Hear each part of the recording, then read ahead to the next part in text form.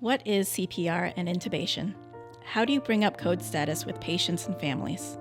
Do you need to complete a MOLST form in its entirety, or are there some sections that are more important than others? Join us as we discuss these questions and more on this episode of Medical Timeout.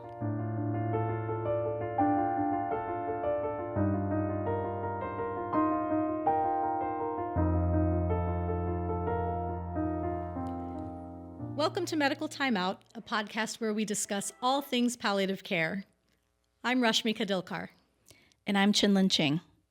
Rashmi, we have a busy day today. We have a lot to talk about. And in fact, this topic is so meaty and important that we will be breaking it up into two parts.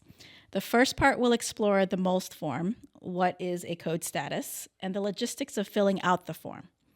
The second part will dive into some language and wording around talking about attempts at resuscitation.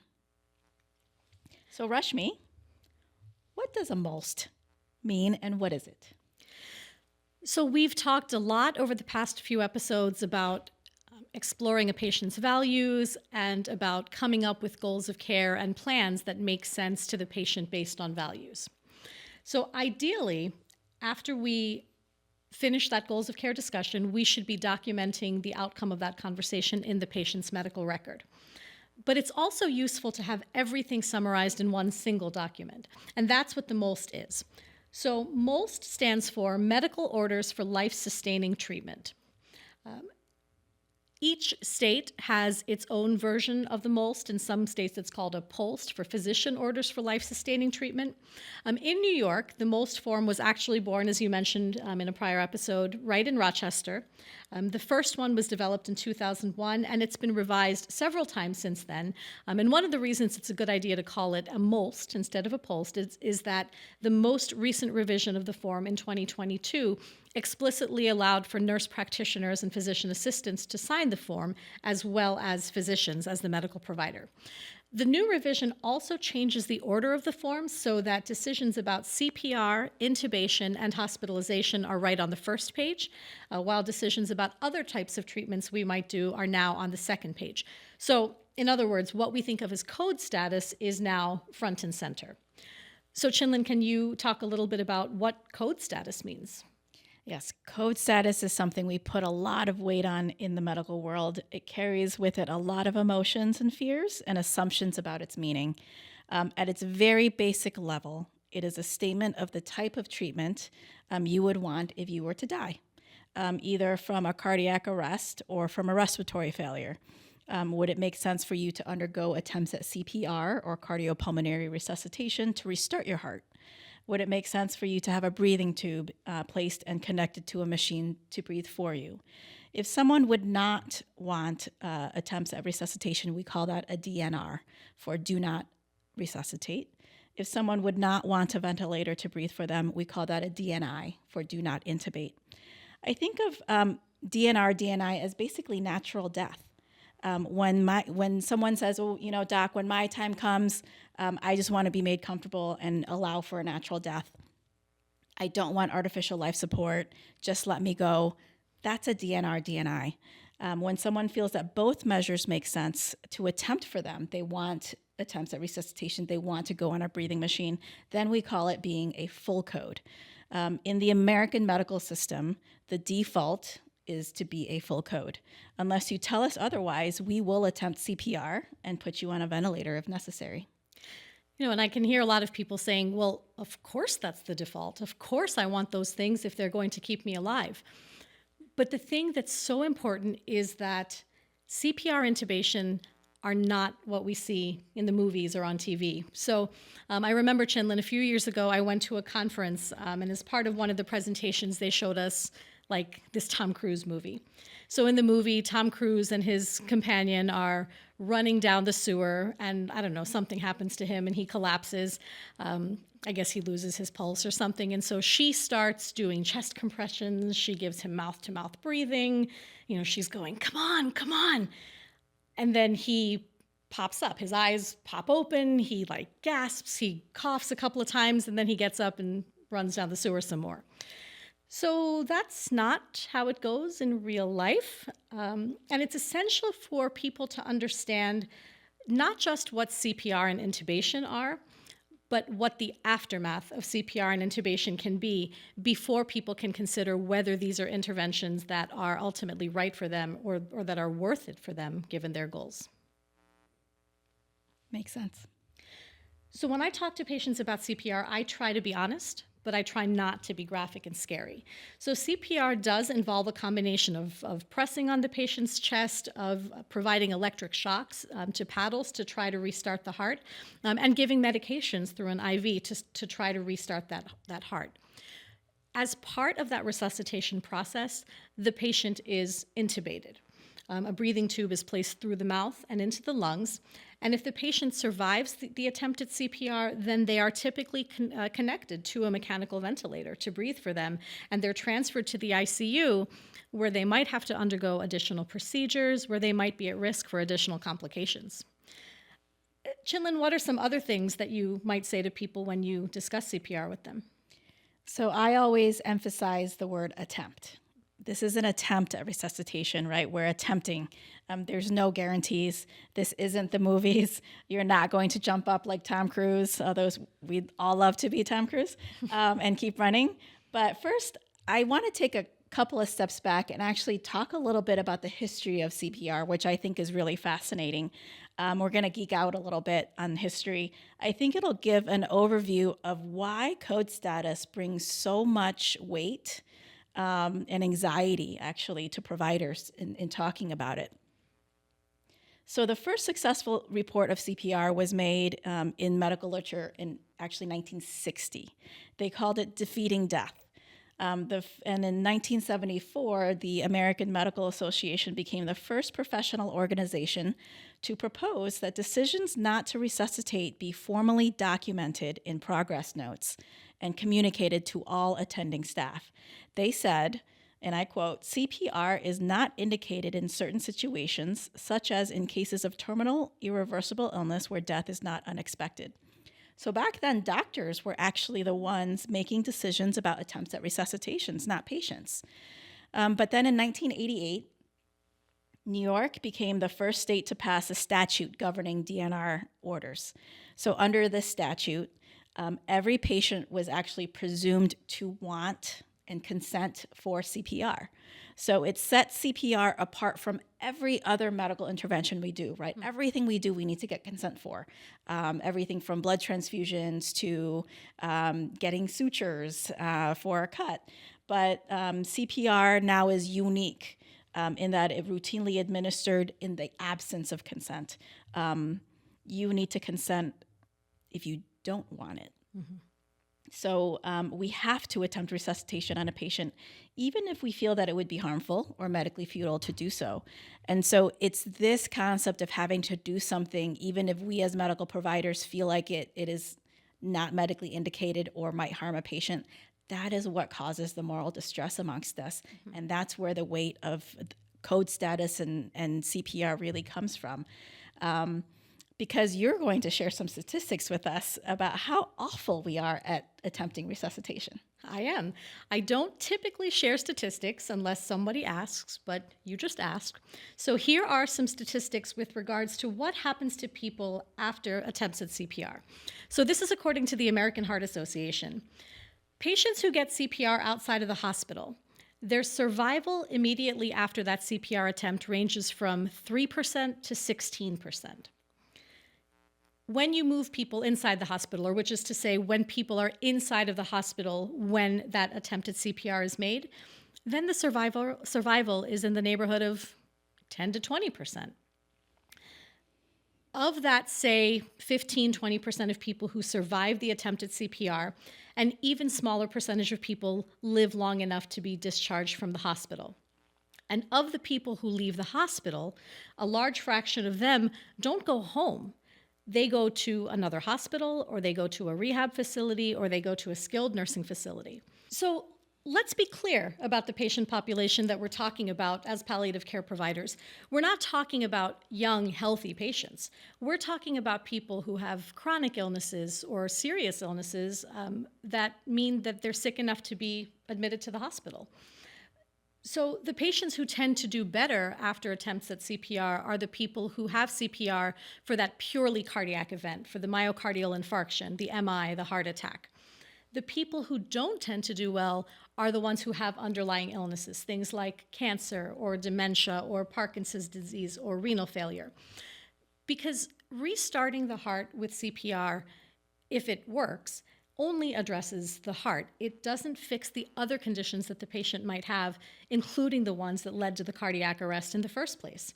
And in fact, CPR and the aftermath of CPR can actually preclude treatments for the underlying illnesses. So even after, quote unquote, successful CPR, most patients are incredibly sick and they're at high risk for further complications like infections or kidney failure. They may not be able to maintain adequate nutrition, even if they had artificial nutrition through a feeding tube or even if they're getting IV fluids. They probably aren't able to work with physical therapy or occupational therapy to improve their conditioning or to get stronger. So it means that these people are probably not good candidates for treatments like chemotherapy or elective surgeries or other things that can be curative or life-prolonging. And so that's why it's so important that we consider conversations about CPR or decisions about CPR and intubation in the context of a patient's overall goals for their care. If a patient's goal is to stay alive at all costs, then CPR might make sense. But if the goal is to have as good of a quality of life as possible, maybe being at home, maybe being able to interact with one's loved ones, then CPR and intubation might not be appropriate because they can actually move the patient further away from what's important to them rather than closer to what's important to them. So what I'm hearing from you is that we're pretty good at prolonging life.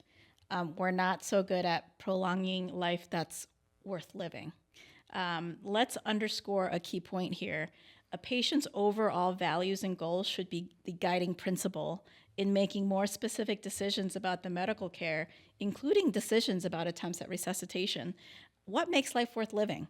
That's the question to start with. If you tell me that you never want to live in a nursing home or ever want to live if you were dependent on others to help you bathe or eat or drive, then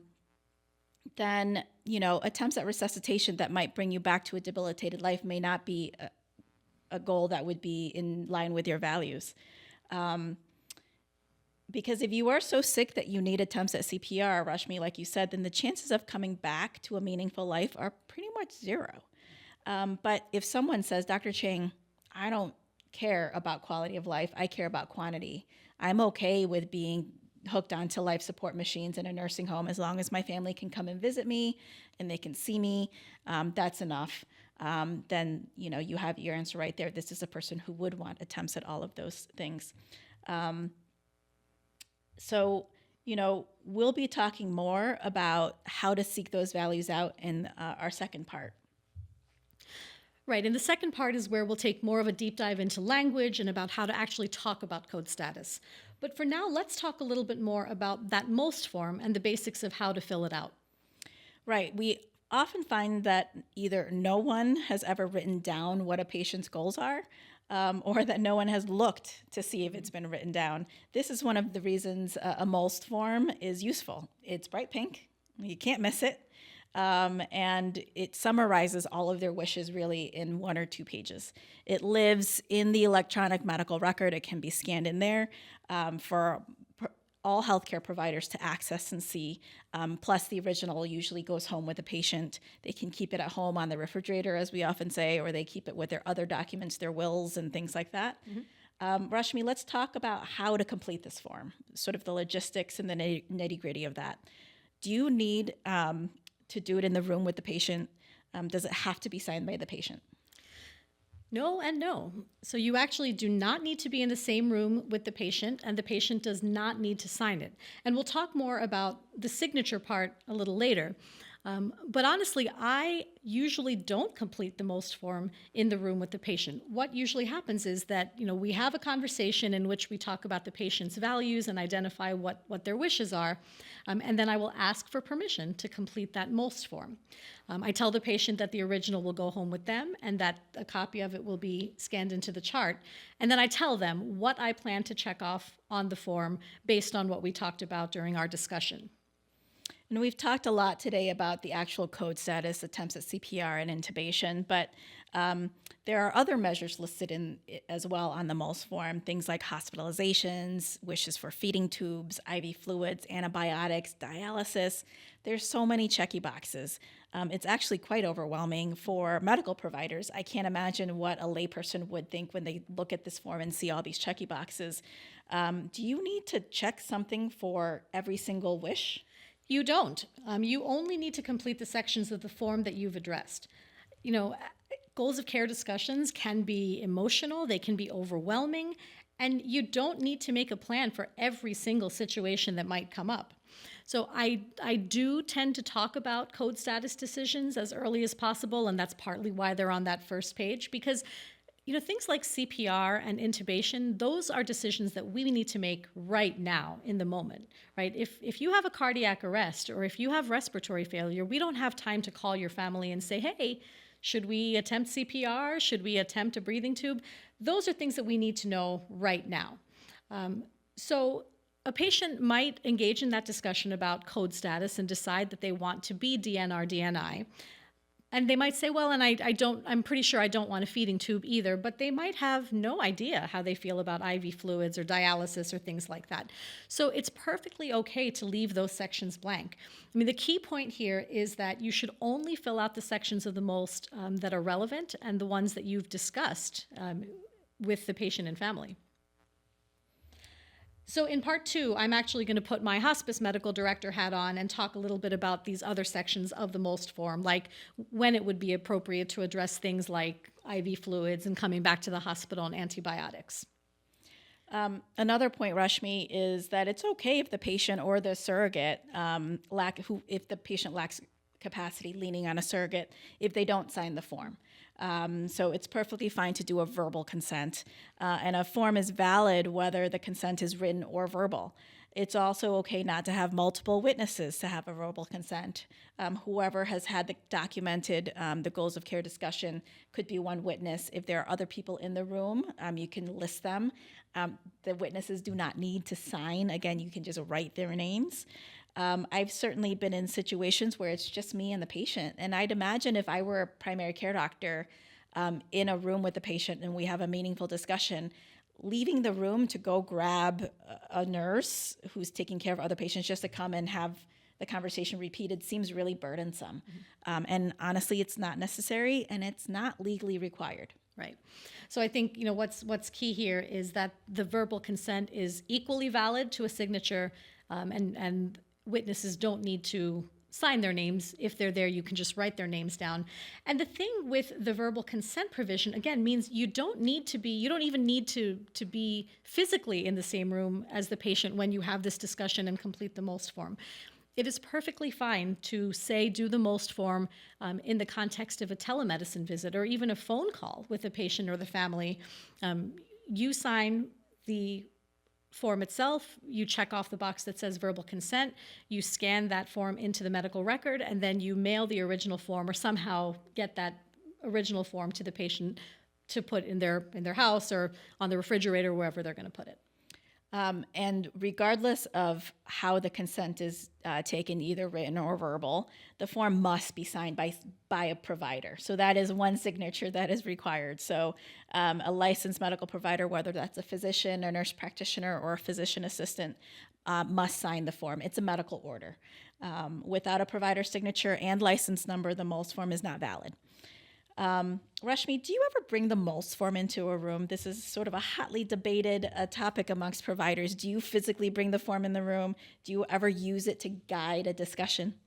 I've honestly never brought a MOLST form into the room. That's my confession to make today. Because honestly, you could have the most beautiful goals of care discussion with a patient and their family. You could wax poetic about life and death. You could orchestrate the perfect goals of care discussion, as we talked about, and come to a conclusion. And they decide, right, they want a natural death, they want to be DNR, DNI. And then the second you take out this bright pink form and they see all those checky boxes, they freeze up, and then you get, what, hold on. I need to think about it some more. I need to talk to my family some more about it. There's something about seeing these checky boxes and being asked to sign on a dotted line that make people freeze up and make them feel like they're signing their life away almost. It's written in stone. So I always take a verbal consent. I leave the room. I fill out the MOLST form based on what I translated their values into medical interventions to be, and then I bring it back to them completed. Yeah, same. I also typically complete the form after the fact. And as I think I've mentioned before, I discourage other people, medical trainees, our colleagues, from bringing the form in the room specifically to use it as a checky box guide. A goals of care discussion should be nuanced and rooted in the patient's values, not reduced to just a series of things that you check off. Now, that being said, there are some patients who appreciate having the visual aid. There are people who do, whether you have the discussion or not, they like to look at the form and they like to consider what their decisions are for a day or two before it's completed. So if that's the case, if the patient wants to see the form, then of course I will go ahead and make it available to them, but it's not my practice to bring it in advance in case we are going to sign it during the discussion. And Chinlin, I'd like to take some time to reiterate some of the points that we discussed when we talked about advanced care planning and surrogate decision makers. So now we've got this MOLST form. It's been completed. Can it be changed? And if it can be changed, then who can change it? So a MOLST form can always be changed, but it can only be changed by the person who actually made the original decisions.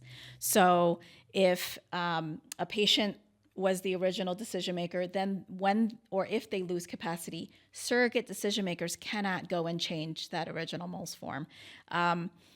If a surrogate decision maker was the one who made the original decision, that same surrogate decision maker can change their own mind.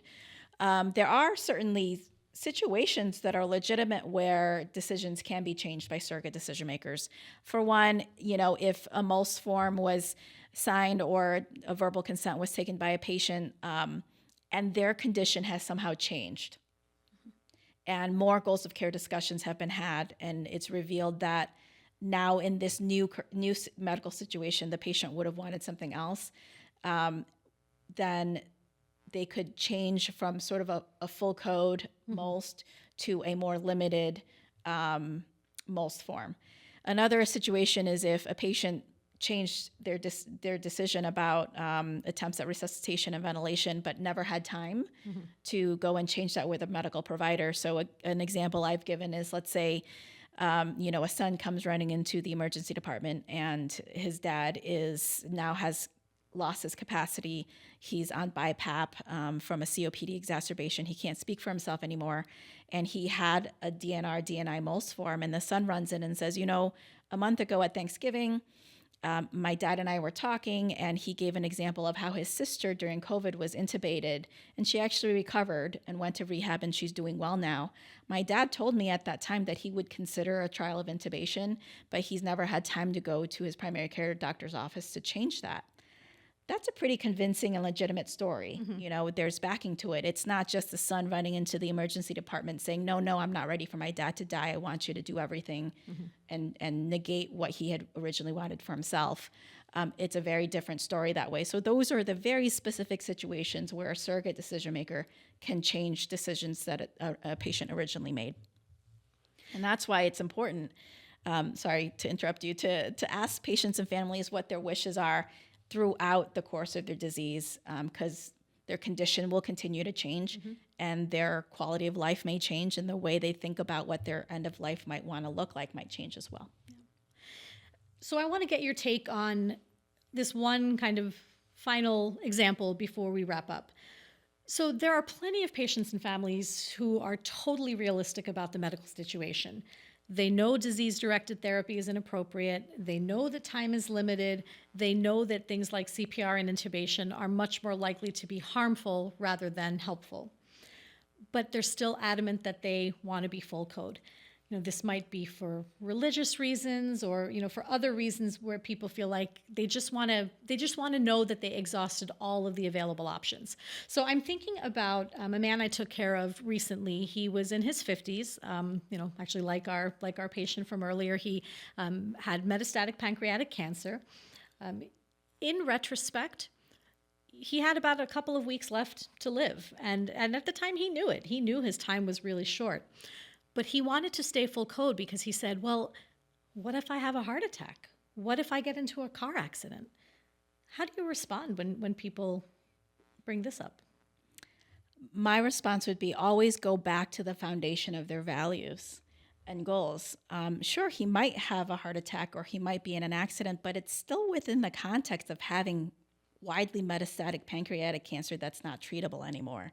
So, what are his chances of a meaningful recovery and survival, that involves treatment of an MI or a car accident with metastatic pancreatic cancer back in the background? It's very low. So what will his life realistically look like if we were successful in attempting resuscitation? Our ICU colleagues are brilliant. They're really great at what they do. So it's not about the chances of him, again, surviving the attempts. It's what does his life look like after the attempt? What happens after the ICU? I talk to your patient about whether potentially never going home again or needing to go to a nursing home, or more commonly, we see the rehab to hospital dance, what we call the dance. People are too frail to go home, so they go to rehab, but then they're not strong enough to recover and they get a complication. They come back to the hospital, they go back to rehab, and they bounce back and forth until they never go home again and they die in the hospital. So being a DNR, DNI, I would remind your patient, doesn't mean no treatment. It just means that when you die, you just want a natural death. But I do have a story to share with you, Rashmi, about a time when I actually didn't think DNR, DNI was appropriate for a patient. And this is very rare for me. But another sad case, this was a 26-year-old woman. She was diagnosed with ovarian cancer when she was 22 years old. She received treatment for it, including surgical removal of her one ovary. And she had serial scans afterwards for a couple of years, and she was felt to really be cured of her cancer. And so at the age of 24, she decided to start a family with her husband. But during her pregnancy, she developed very severe shortness of breath. And sadly, when they scanned her, they found her lungs were filled with fluid, surrounded by fluid, and she had widely metastatic cancer that was very suspicious of ovarian cancer. So when our team first met her, her daughter was just 1 year old. And it was clear to everybody who met her and saw her that she was likely going to die very soon. We were called to have goals of care discussions with her because she was still full code.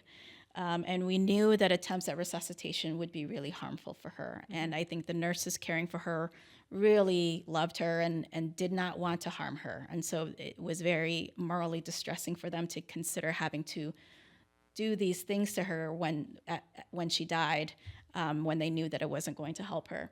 So you're not going to meet anyone who wants to live more than a new mom. This woman wants to live. We all want her to live. She went to the ICU several times throughout her hospitalizations. And we would dip our toe into the goals of care and code status conversations, as we would say. And we noticed very quickly that it just wasn't a conversation that they were emotionally capable of having. And she would reflect to us, I know I'm dying. I know there's no more treatment for me. But my parents love me so much.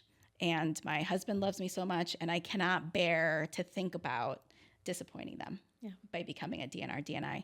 And I was debriefing with our team about this, and I was very adamant. I said, we are never walking in that room again and bringing up code status. She deserves to be full code until she's not anymore.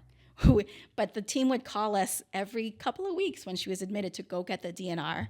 And this was the first time in my life that I found myself saying, no. No, she is to be full code. And at the end of all of it, she became DNR, DNI on her own terms in her own time, and she died on hospice. And it has to be what makes sense for the patient. It's a wrenching story, and I'm happy that in the end we were able to support her wishes and honor her wishes. So let's summarize everything that we've talked about today. So number one, MOLST stands for Medical Orders for Life-Sustaining Treatment, and in New York, it's a bright pink form on which we can document patients' wishes regarding things like CPR, intubation, and also things like feeding tubes and dialysis and all kinds of things. In the United States, the default is that a person is full code unless they indicate to us otherwise. Second, you do not have to address every single section of the MOLST. You do not have to have a box checked in every single section. You can only fill out what's relevant in the current situation or what you've discussed with the patient in the current situation. Next, the MOLST does not have to be signed by the patient. A verbal consent is just fine, and you can actually do this over telemedicine or over the phone or something, but the MOLST has to be signed by a licensed medical provider. And then, as always, a patient's overall goals and values should be the guiding principles in making decisions about code status, about resuscitation, about intubation. And we'll talk more about these values-based MOLST conversations in part 2 of this episode. Thank you for that summary. And we're moving on to our new segment of our podcast in which we want to talk about diversity, equity, inclusion issues related to our topic at hand. Are there DEI concerns surrounding code status and MOLST? There are. So we've seen for years that Black and Latino patients are less likely to complete a DNR, period. And a recent study published in the Journal of the American Geriatric Society actually suggests that in certain populations that gap might be growing. And there are a lot of different reasons for this. It might be religious concerns, it might be, bad past experiences or mistrust with the healthcare system. It might be implicit biases among medical providers that lead to differences in the way that we discuss goals of care and advanced care planning with non-white patients. So, of course, a full discussion of these disparities is beyond the scope of this episode. But it's, as always, important for us to recognize that the disparity exists, not so that we can get more people to be DNR, but because we need to try to make sure that we're having the right kinds of discussions with patients and families to make sure that there are equitable opportunities for good information exchange, not just from the medical team to the patient and family, but also from the patient and family to us. It absolutely is a very important thing to remember. And now let's move on to our pet peeves, the things that drive us crazy when it comes to code status and MOLST form. For me, it's not taking the 2 seconds it takes to click on that little button in the medical record to see if there are already documents that exist. Once is one too many times, but we get consulted not infrequently to have goals of care discussions and code status conversations specifically with patients who are full code in the system, and we open the chart and 2 seconds later we find a MOLST form that has been DNR, DNI the entire time they were in the hospital. Attempting resuscitation on someone who doesn't want it is a form of battery. It is not a medical mistake to take lightly. It's true, and you're right. It once is enough, and it's happened more than once. I have a couple of things that bug me. One of them is when patients have a code status of DNI only. So clinically, this is inconsistent because, as we've discussed, any CPR that restores circulation is going to be followed by intubation. It's called cardiopulmonary resuscitation. You can't reperfuse a dying heart without oxygenation coming from the lungs, so it really doesn't make sense. It would make sense that for people who would not want intubation to be DNR. And it's incumbent upon us as medical providers to help our patients and families understand why this is the case. My other pet peeve is one that's illustrated by the sad story that you told us just a few minutes ago. And it's that sometimes I feel like when a palliative care team gets consulted, it's like the goal of the consult is for us to walk out of that room waving that bright pink form saying, "Hey, I got the DNR." And, usually when we're being asked to do this, DNR makes sense clinically. It's probably the least harmful intervention for the patient. But our charge is not to get the patient to agree with what we think is the most appropriate. Our job is to go in and help the patient and family understand the situation so that we can help them come to a thoughtful decision that reflects what their values are. Absolutely. And that's a wrap for today. Going forward, we'd love to hear from you. Please send us questions, comments, or topic suggestions by emailing medical_timeout@urmc.rochester.edu. This podcast is supported by a grant from the System Transformation Fund through the Safety Net and Program Support Office with UR Medicine. We'd like to thank Dr. Kevin McCormick and Nancy Scott for spearheading the grant and also for their ongoing commitment to palliative care education. Thank you to Levi Ganji for the music, and a huge thanks to Genesee Valley Media for recording, editing, and producing this podcast. And thank you to you for taking this medical timeout with us.